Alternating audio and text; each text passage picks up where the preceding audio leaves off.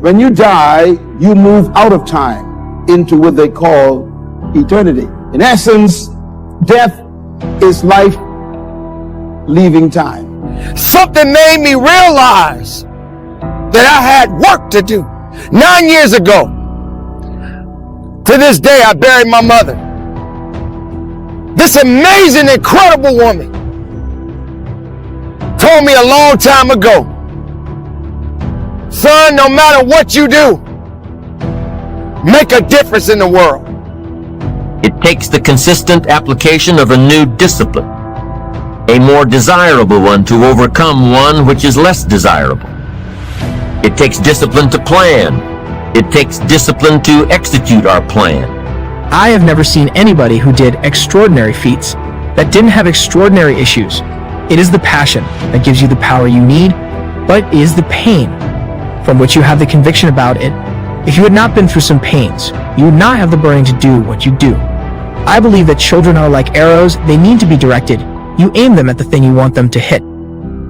So we are about to cross into another period of what we call time. We call it a new year.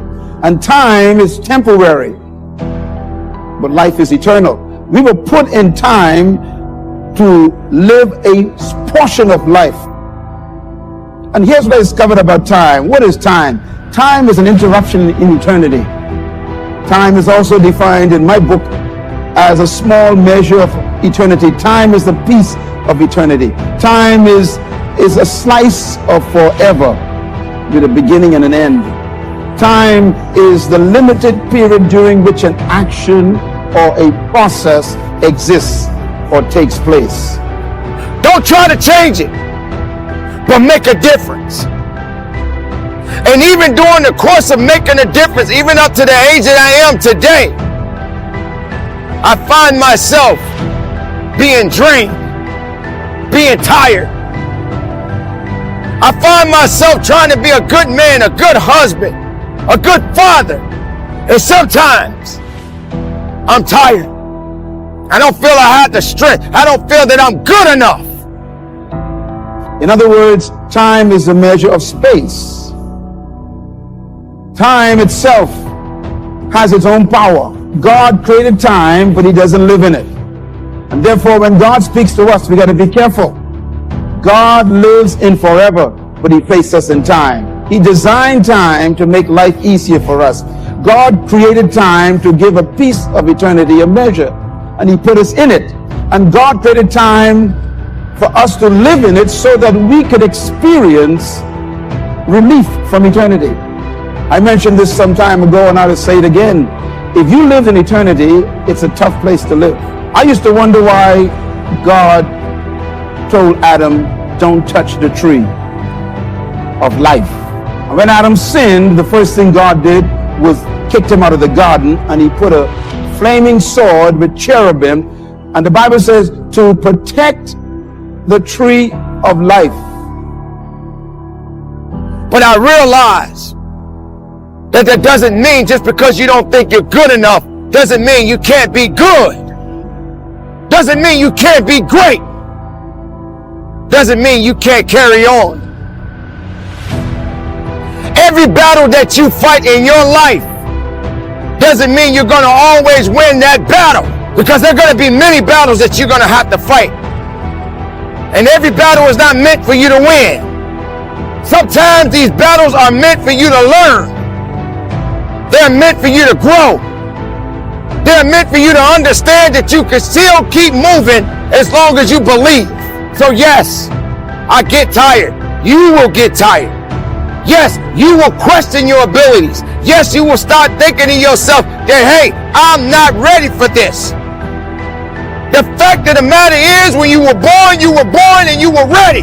You don't push an arrow, you pull it away from it. And it is the digression that causes the progression. If your life has been tough and it's been hard, and you had to pull yourself up by your bootstraps, and your childhood wasn't so good, guess what? That was just the arrow being pulled back so that when you are released, you can trust after the thing you're after.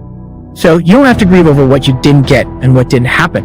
It takes discipline to look with full objectivity at the results of our applied plan. And it takes discipline to change either our plan or our method of executing that plan if the results are poor. It takes discipline to be firm when the world throws opinions at our feet. It takes discipline to ponder the value of someone else's opinion when our pride and our arrogance leads us to believe that we are the only ones with the answers. That discipline is a constant human awareness of the need for action and a conscious act by us to implement that action. Discipline is an awareness of the constant need for action and a conscious act to implement that action. Because this is when I get to exercise my discipline. This is when I get to show the discipline. I get to put the discipline to work. It's the moment I have been waiting for. Because, let's face it, if things were easy, then I could just sit around and slack off. Right? That's what could happen. When things are easy, when things are going right, that's when you actually can slack off a little bit because things go right. I don't recommend it. I recommend actually when things are going right, you go hard. But when things are going wrong, you need to go even harder. So, if everything's going wrong, it doesn't matter to me because I'm on the path. I'm going to stay on the path. The war path. And I'm going to get my situation rectified. Stat. How you were treated and who didn't raise you and who didn't love you don't have to grieve about it at all once you understand the greater the digression, the stronger the progression. If Nelson Mandela had not been incarcerated, had not been mistreated, had not been ostracized, he would not have the passion to do what he does. If Oprah Winfrey had not gone through the things that she had gone through, she would not be so committed to making sure that everybody finds their purpose and finds their dream. If our awareness and our implementations occur at the same time, then we begin a valued sequence of disciplined activity. Now here's the other side of discipline. If there's considerable time that passes between the moment of awareness and the time of our implementation, then that is called procrastination. Procrastination, doing it tomorrow instead of today. Procrastination, an almost exact opposite of discipline. The voice within us says, get it done. Discipline then says, do it now. Do it to the best of your ability, today, tomorrow, and always, until finally, the worthy deed becomes instinctive. Procrastination says later, tomorrow. Other than death, all failure is psychological. Other than death, all failure is psychological. Think about that. Just think about that. This failure, this upset, this catastrophe. If you aren't dead, then it's just psychological. It's in your head. Now, this does not mean that you won't lose some battles, because you will. We all will. But it does mean that as long as you don't surrender, as long as you don't give up, as long as you don't quit, then you haven't failed. It just means you've made a temporary tactical retreat. It means you've made a brief withdrawal so that you can regroup.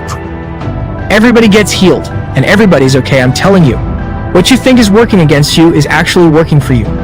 My challenge in our generation is that gradually through entertainment, through television, through media, through every way possible, we are living in a generation of the dumbing down of ideas, because we have traded effectiveness for business. Statistics say we are busier than any other generation we have seen in the last 300 to 400 years.